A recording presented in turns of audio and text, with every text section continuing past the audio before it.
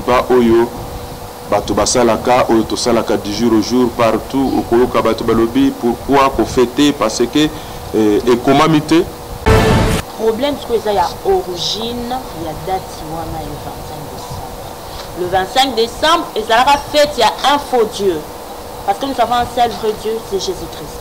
Alors c'est faux Dieu la Mitra Dieu il y a Perse au Iran de notre heure.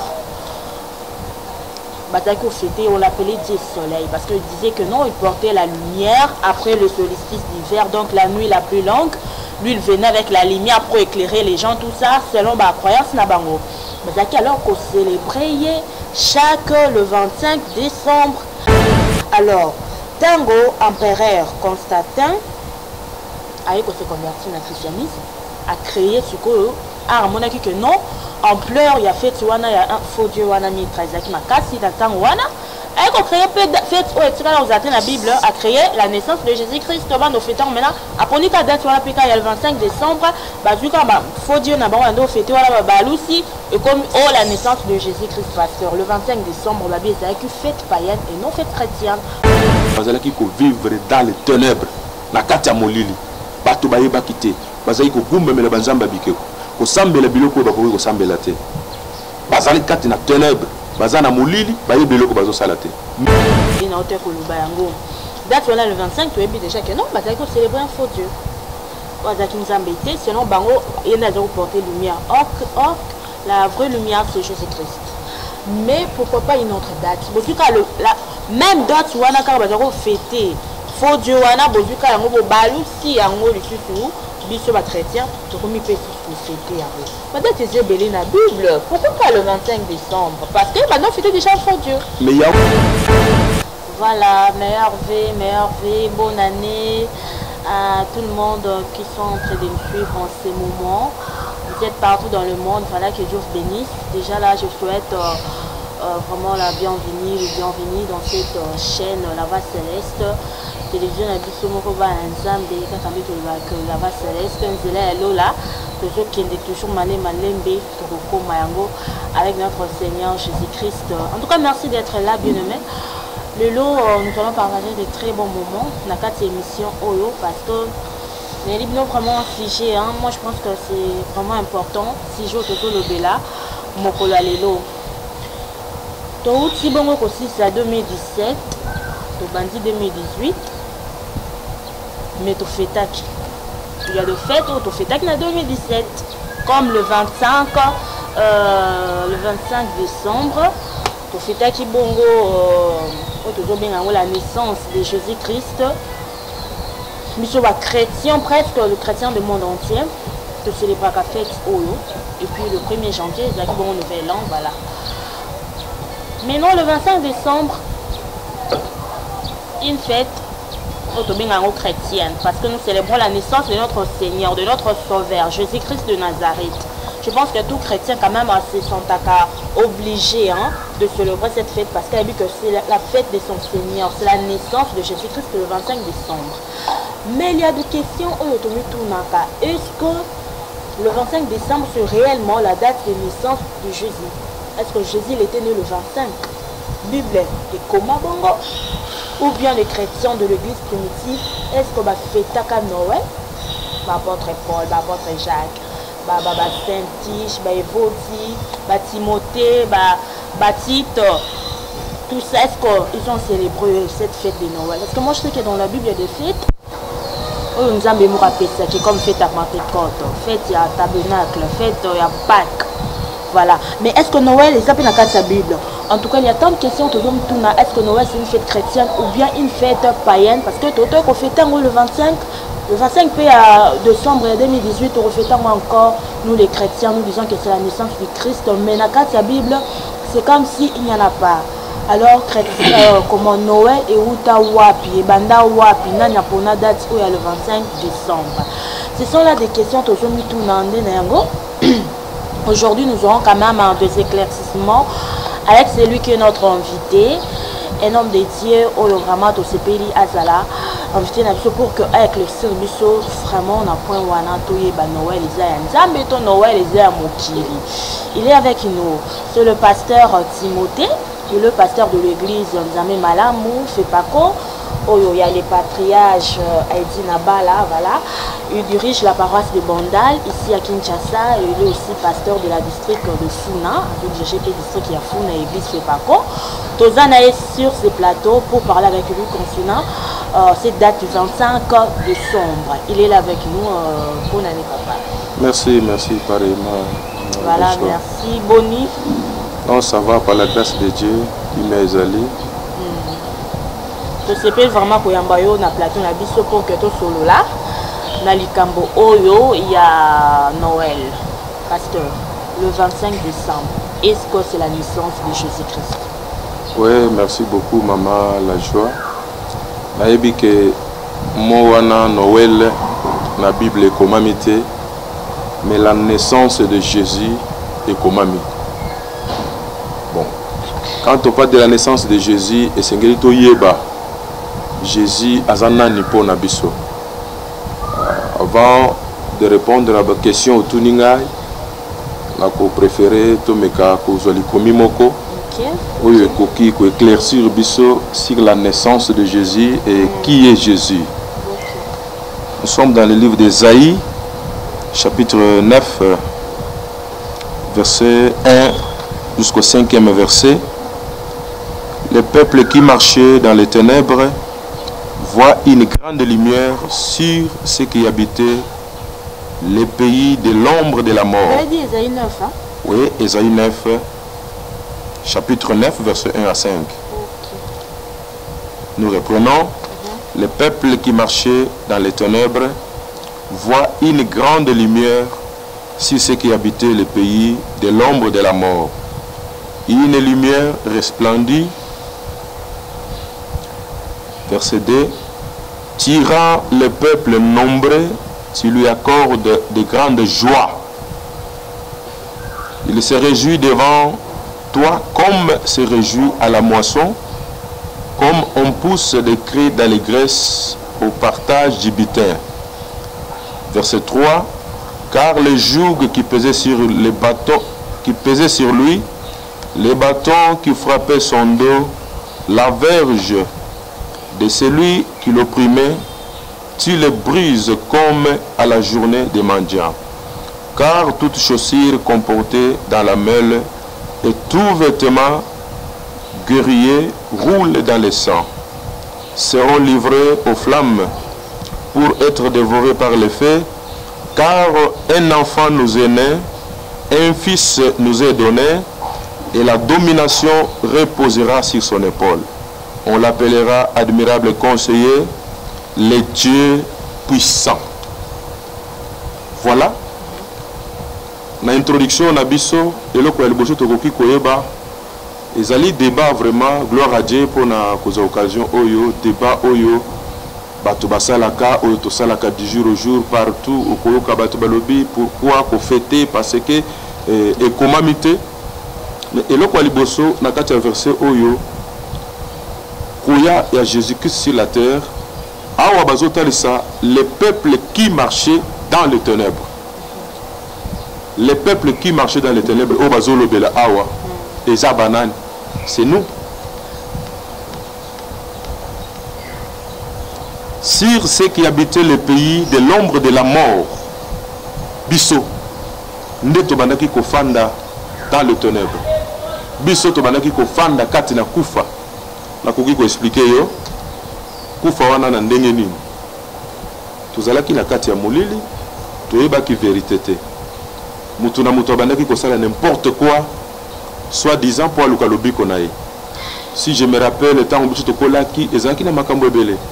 Des fois koki komona avant tolala mama asengi il faut tocha mai na porte pour y protéger biso bandoki bakota te bato mabe bakota te tocha mai na porte. Ba mama na biso bazalaki avant bima alobi nga soki nakuta na mwana mwasi c'est que journée wana naza na malchance. Des fois roti na mwana mobali liboso na ye soki nazobima oya tokutana pour naza na chance. Yango moni Bible ezoloba ke nous étions dans les ténèbres. Tozalaki kobika na ba makambo ebele des fois basingana loketo bani.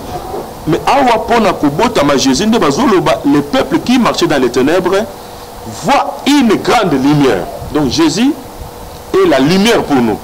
C'est-à-dire que naissance à Jésus a éclairé biso ou tozalaki dans les ténèbres.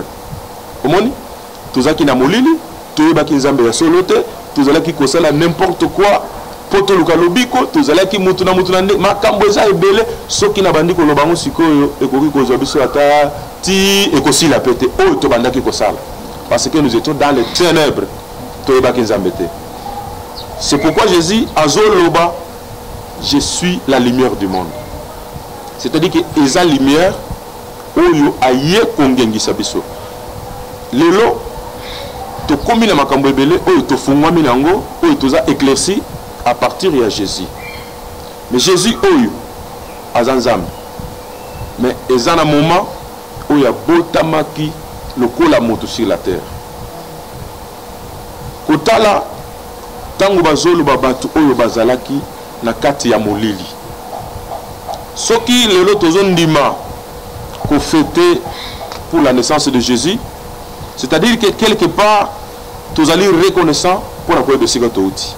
Tozaki kati na molili toyibaki vérité te tozaki pe na nzambe to balo sa bisala sala mais Jésus a la lumière oyo ko éclairer biso pour to bima na kati ya molili. Yango verset 5 bazolo ba car un enfant nous est né, un fils nous est donné et la domination reposera sur son épaule. On l'appellera admirable conseiller, Dieu puissant, Père éternel, prince de la paix. Pasteur, je suis vraiment d'accord avec vous, hein, Pasteur Timothée. Non, Jésus-Christ, il est la lumière. Éclaircir biso, je suis d'accord. Mais problème c'est que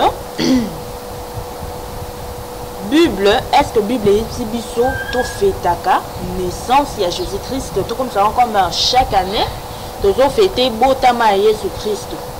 Parce que tu as vu que mon tout sort au botami au candidat de naissance. Alors chaque année on fait ta date sinon on va faire un peu l'amour au fait.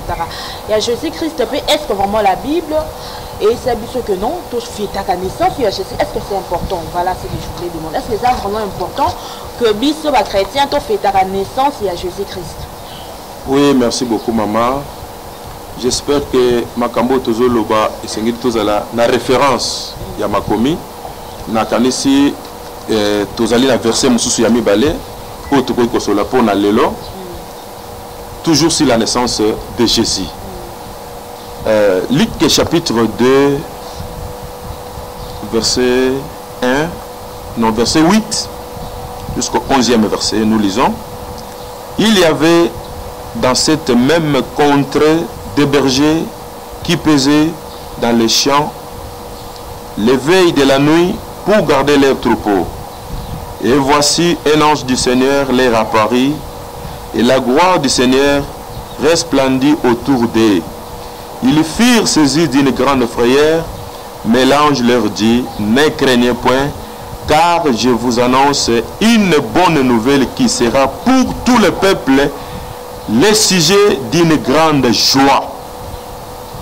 C'est aujourd'hui dans la ville de David, il vous est né un sauveur qui est le Christ le Seigneur. Vous savez, awa tango Seigneur Jésus a botami, bato mingi baye bakite. Lokola botamaki na bergerie na ndako bampate. Bible lobi ba berger de Bethléem o bazaki ko kengela. Ba moni ange abimeli bango. Bala moko somo kangi bango babandi ko banga. Mais ange azoloba na bango na verset 10 balobi mais l'ange leur dit ne craignez point car je vous annonce une bonne nouvelle. D'ailleurs na ringina lobake ko botama Jésus c'est une bonne nouvelle. Ezali sangmala mo pona biso par rapport à verset tout comme on a Isaïe o ezali ko isa biso tozalaki na molili. Donc tala mutu azaki na molili une fois a comme éclairé.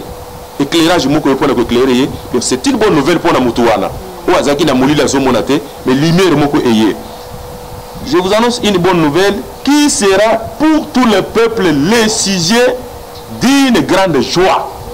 Au moins ici que c'est mon habitude de se pour la naissance à Jésus. balobi le sujet d'une grande joie. C'est-à-dire que botama Jésus eza esengo pona biso. Biso bato oyo tokangamaki na kindoki na famille, tokangamaki na misala mabe ba coutume na biso, tozalaki bloqué, tozalaki freiné, tozalaki tout le temps envoûté, tozalaki na malédiction, tozosala biloko mususu dans l'ignorance toyebi yango te. Mais tango Nzambe tindi mwana na mokili abotami na nzoto balobi eza sujet ya esengo. Voilà pourquoi oyo pe kokozala la réponse na question na yo kotala ki lumière oyo ko éclairer biso eza sujet ya esengo munene pona biso nyonso.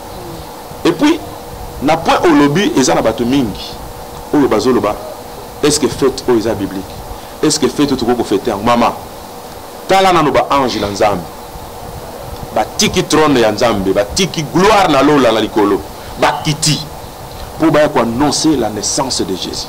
Bah ange, bah tiki lol. Et au moment même temps il y avait aussi des mages au balongo qui n'ont rien. Bah pour natina nakoya pour adorer. Mais awa ezaba mage bah ange na Nzambe bah longo bah tiki gloire na Nzambe la likolo bah kiti pour annoncer la naissance ya mwana pour ya botam. Mais ce qui est là bah ange bah utina lola bah yé ko sepela pour annoncer sans peu balubi na ba berger de Bethléem bobangati parce que sango to memeli bino eza sango ya esengo pona mokili mobimba soki ange auti na trône Nzambe ayeko adorer mwana oyo ayeko pesa sango ya naissance ya Jésus et bongo ngai na yo toza na seao toza banani poto boyeli kamboy. Vraiment, voilà, merci beaucoup Pasteur Timothée, aujourd'hui répondre à nos biens. Donc fidèles téléspectateurs, vous comprenez que non, Pasteur Lobby pour fêter Noël et ça m'habite parce que Botama Jésus-Christ me biso et Sengo. Jésus est venu sur la terre pour sauver le peuple Yamokin Mobimba et nous sommes sauvés grâce à Jésus-Christ. Nous avons la vie éternelle aujourd'hui parce que Yesu a Botamaka. Ceux qui a Botamaka te n'a pas koufati. Donc il faut qu'il y a Botama pour cola et puis à koufa assez quoi. Peut-être bon moyen c'est comme est-ce que pasteur problème où ils ont dérangé, tout peut déranger à ma casse. Et ça problème, il y a date. Date, il y a le 25 décembre. Pourquoi cette date? Dans le calendrier, il y a la date Ebele, juillet Zali, septembre Zali, août Zali, mais pourquoi seulement le 25 décembre? Alors, pasteur Nakotanga, moi historique, moi qui il y a date pour le 25 décembre. Attends, moi qui tout est baké ou tawapi banda wapi. Parce que le 25 décembre, c'était une fête païenne. Les gens fêtaient, c'était une fête païenne, et ça vraiment fête chrétienté. Voilà, je vais lire cette historique. De les premiers siècles avant Jésus-Christ, on célébrait à Rome le culte de Mithra, d'origine persane, importé à Rome par les légionnaires romains. Mithra était la divinité perse de la lumière. On faisait une fête le 25 décembre pour les solstices d'hiver. Donc, la naissance de Mithra, les soleils ont vaincu. On les fêtait par les sacrifices d'un jeune taureau. En 274, l'empereur Aurélien déclare le culte de Mithra, religion d'État, et il fixe la célébration du solstice au 25 décembre. D'ailleurs, fêter un anniversaire de naissance ne faisait pas partie des traditions juives, car ces pratiques étaient d'origine païenne. Les premiers chrétiens les ont rejetés jusqu'au 4e siècle de notre ère. La fête de Noël n'existait donc pas au début du christianisme à cause de son origine païenne. Pasteur, problème c'est qu'il y a origine, il y a date le 25 décembre. Et ça la fête, il y a un faux Dieu. Parce que nous savons un seul vrai Dieu, c'est Jésus-Christ. Alors ce faux Dieu la Mithra, Dieu il y a Perse, au Iran de notre heure, on l'appelait Dieu Soleil parce qu'il disait que non, il portait la lumière après le solstice d'hiver, donc la nuit la plus longue. Lui, il venait avec la lumière pour éclairer les gens, tout ça, selon ma croyance. Alors qu'on célébrait chaque le 25 décembre. Alors, Tango, empereur Constantin, a se converti dans le christianisme, a créé ce que a monaki que non, en pleurs, il y a fait il y a un faux Dieu wana Mithra, il y a makasi dans temps wana Elle a créé fête où est la Bible a créé la naissance de Jésus-Christ. On va nous fêter maintenant. Après nous date on a il y a le 25 décembre. Bazuka faut dire na bango ndo fêter wala balusi et comme oh la naissance de Jésus-Christ pasteur le 25 décembre la Bible c'est une fête païenne et non fête chrétienne. Pourquoi la date du 25 décembre? Merci beaucoup maman la joie. J'espère que tout tikotanga na mukanda ya Esaïe chapitre 9. Bazoloba, les peuples qui vivaient dans les ténèbres. Biloko nous sommes au Koloba pour rendre culte. Dieu, Dieu soleil, tout consort. Je n'ai pas le temps de cocoter dans détail à Babylone. Mais c'était le temps où la Bible les autres témoignaient que Batou Bazala qui vivre dans les ténèbres. Na katia molili. Batou Baïba quitté. Bazali ko gumbe me le banzamba bikeko. Ko sambe le biloko ba ko sambe la te. Bazali kati na ténèbres. Bazana molili, baye biloko bazo salate. Mais maintenant, lumière est c'est Jésus-Christ. Ce qui balobi et sika oyo to bandaki ko pesa lokumu na oyo bongina lokumu te. To longoli yango, tozo reconnaître le seul et le vrai Dieu c'est Jésus-Christ de Nazareth. To pesier date oyo, to poni date oyo. Pour to célébrer bien to kanisa mbota manaye. Maman, to ko sala démarche moke na Bible. Na lingi ko yebisa parce que au moni batu mingi et sika batele meza ya koloba. Oui, mon Noël la Bible est athée.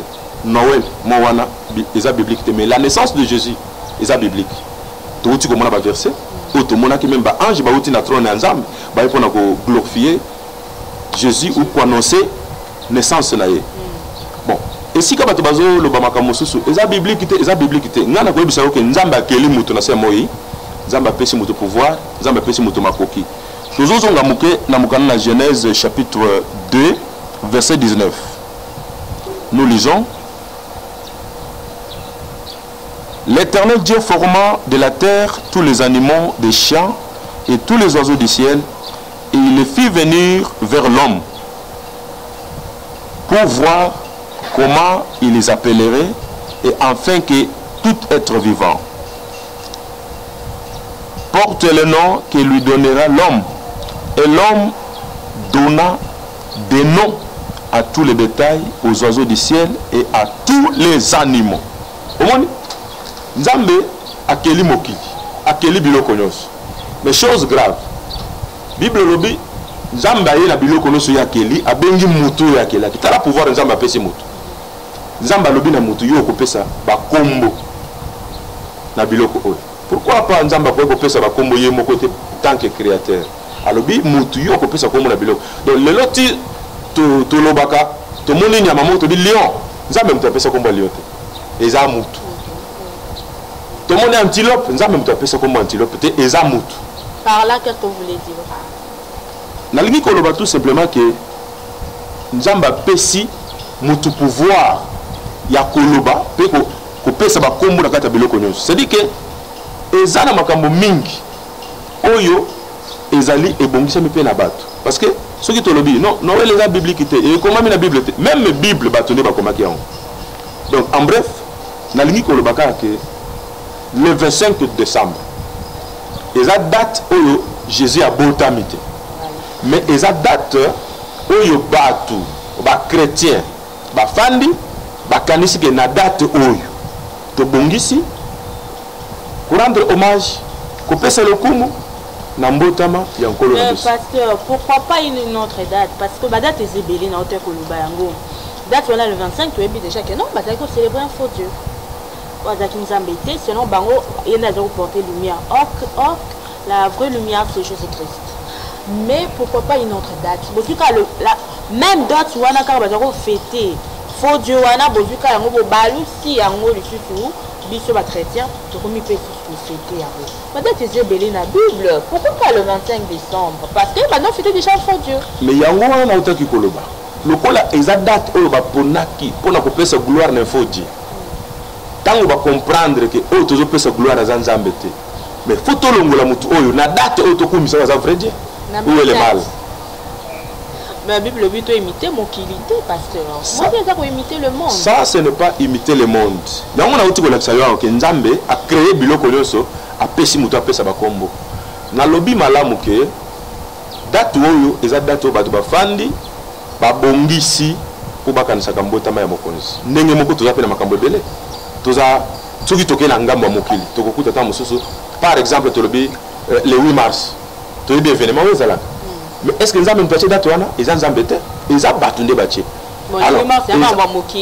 c'est ça ce que je dis eza na makambo ebele oyo bato bafanda babongisa telle date ekozala tel événement telle date alors le 25 décembre je le répète ezali date te tolobi Christ abotami na date wana te mais na kotala bato baza reconnaissant que tozalaki na kati ya molili tozalaki na makambo ya bondoki makambo ya bakisi kilikili mais mutu oyo amemeli biso lumière mutu ayekolo ezalaki na bato mosusu mama avant abima koko na ye apanzi makolo fois alexé na kati ya makolo bacérémonie ebele makambo ebele donc wana eza baefe ya ntango bato bazalaki na kati ya ténèbre mais bato bazali reconnaissant ou toza reconnaissant na Jésus na bolamu na ye na bomoi na biso yango tobongisi mokolo moko mpona kokanisa ete mokolo moko abotamaki oui nayebi eza na bandeko mosusu balobi no bayebi makambo ya Noël te bayebi kaka Pâques. Voilà parce que Pâques eza biblique hein. Pâques c'est quoi? Oui. Pâques c'est la mort et la résurrection de Jésus. Voilà. Et Pâques c'est Jésus lui-même. Oui, c'est lui notre Pâques. Mais comment tokoki kokanisa kokufa ya mutu pe koseko na ye sans toute photo quand ça peut mutu na botamaki. Parce que abi kufa na lycée kwani yango déjà vraiment très important. Mais yango wana kufa raté PAC ko raté ndi to bika kité. Yango wana soka kufa kate soka seko kate mais to bika kité mais ngape la kozo nous apona ko biso que soka abota makapete. Parce que mutu akori ko kufa PAC ko te sans que abota. Alors ce qui te lobi que tozu kaka Pâques to kanisi kaka ko kufa pe ko seko to bosali mbotama wana ko zala pe mo erreur moke. Parce que avant nous tourna aya ko kufa pe aya ko sekwa c'est qui abotamaki. OK, pasteur Timothée, ba chrétien il y a église primitive. Bon vraiment ba banda qui église primitive. Au peut baser dans la Bible. Tout le monde a nulle part parce qu'on célébrer la naissance de Jésus. Plutôt ba célébrer comment ba yesu atikela bango que non bon mais la makila oyo bo lia rapé lipa oyo pona ko kanisa nzoto nangai ti mukolo ye akozonga mais ko célébrer naissance ya Jésus-Christ ba chrétien en église primitive jour à Pentecôte ya bazara la chambre haute Saint-Esprit qui dit apôtre Pierre abimi a nous prêcher 3000 convertis le même jour. Après le continuer l'évangile tout le monde est comme ba chrétien ba kutani ba sangani pour que ba célébrer naissance de Jésus-Christ. La Bible est à comme c'est la Bible qui est notre référence, la Bible est notre constitution nous les chrétiens pasteurs. Comme ba chrétien on est église primitive, ba fêter la bango Noël té. Est-ce que biso lelo oyo il faut qu'à tout fêter Noël? Est-ce que c'est important vraiment que mutu a fêté qu'à Noël? Ou bien vous ne pas fêter Noël té, il n'y a pas de souci hein. Est-ce que c'est important? Il faut quand même fêter Noël parce que les chrétiens, il y a première heure, bah fêter la bonne Noël. J'espère que tous les gens ont malobo aussi to lobaki parce que to talaki na Luc chapitre 2 verset 8 ndenge nini ba ange ba tikitro na Nzambe ba yé de la pasteur. Oui, c'est qui biso que comment autre c'est le mot qui est important, to fêter naissance. Jésus-Christ parce qu'avant kufa abota makinde. Ouais. Maintenant, le chrétien on a l'église primitive, bon, on va fêter la naissance de Jésus-Christ d'été. Bon, on va fêter la bonne yangote. Pourquoi bisoka lelo des photos fêter yango? Yango na uti ko ebisa yo. Et tant que bana na Nzambe, to pesa meli molimo na Nzambe, toza na sagesse. Na lobi ke eza makambo oyo bato babongisi. Eza makambo oyo bato babongisi. L'église de notre temps, les chrétiens attendent oyo batali. Tu peux qu'on fête kaka Pâques, totala la mort et la résurrection te, mais c'est ngeli peut kanisa.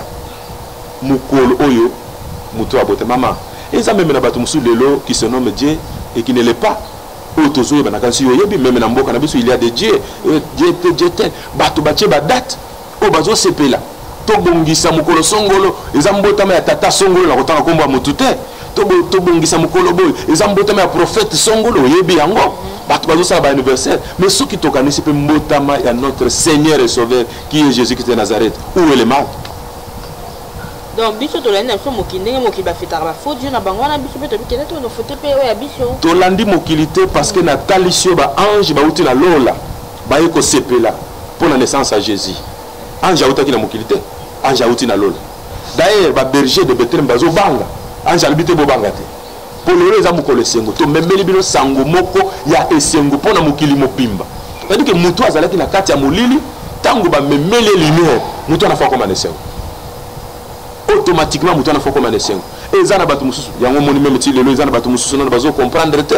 Bazana kati ya boum mutu po abika, il fallait qu'il ende quelque part soit disant pas un prophète, azo moi mai moko boy mai wana isungaye, nde ba biloko tozana na ngokala. Okende ko zo moi pousser moko ba vont là o tiango na mutu yambe. Mais Jésus a yeli biso lumière. Alors on biso na boumbo délivrer biso. Alors nous sommes reconnaissants. Il y a que mutu oh grâce na ye tous a délivré. Grâce na ye. Le vrai Dieu soleil c'est Jésus parce que c'est lui le soleil. C'est lui qui amène la lumière. Mais a déclaré en pour lui je suis la lumière du monde. Alors le Dieu soleil là au batouane ko kumisa liboso ezaki na berère. Ezaki tango batouazaki na ténèbres. C'est ça les ténèbres. Tango batouazaki na molili bazo kumisa n'importe quoi, bazo kumisa banzete, bazo kumisa moi, bazo kumisa bato. Or les véritables lumières, c'est Jésus qui est de Nazareth. A déclaré en pour lui je suis la lumière du monde. Voilà, alors pasteur, moi j'ai un ami en Allemagne, Boaz, voilà, Aza chrétien, mais a fait un Noël. Il s'est dit, comme la Bible n'a pas parlé de la date, donc c'est pas important de fêter la naissance. Dans la Bible, Dieu lui-même a trouvé que c'est pas important de fêter la naissance de Jésus parce qu'il n'y a pas la date. Oh, yo, vraiment, évangéliste, comme la biso. Donc, il est chrétien, mais il ne célèbre pas la Noël. Alors, il fait vraiment comme une origine païenne, on a fait est-ce que ça m'a bé? Bon, tout ce qui est fait que fait une origine païenne. Problème, ils ont se posé la première date. Bato balingi nzambe yimo na lola cha date. Bato banda ko fêter. Na uti ko tali shayo tango nzambe. Il y a d'autres personnes qui disent que Jésus